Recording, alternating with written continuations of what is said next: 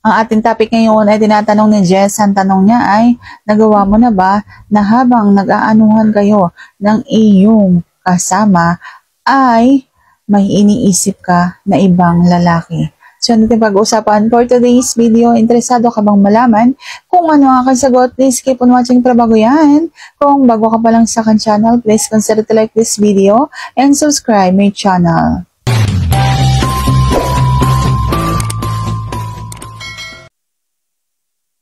So, naisip ko na nga ba na habang nag-aanuhan kami ay may iniisip akong ibang lalaki? Hindi ko alam kung maniniwala kayo o hindi, pero hindi po ako nag-iisip ng kahit na ano. Basta ang nararamdaman ko ang mahalaga. Kung nakikiliti ako, kung nasasarapan ako nung oras na yun, yun yung iniisip ko.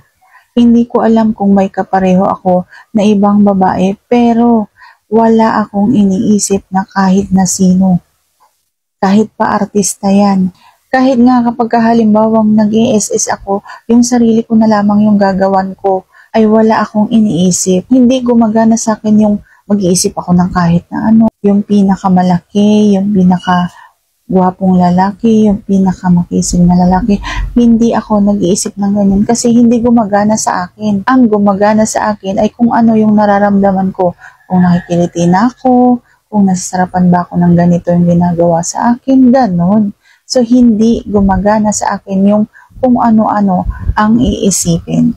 So, saan sagot ko ng tama ngayong tanong? If you like this video, please consider to like this video and subscribe my channel. Thank you for watching. See you on my next vlog.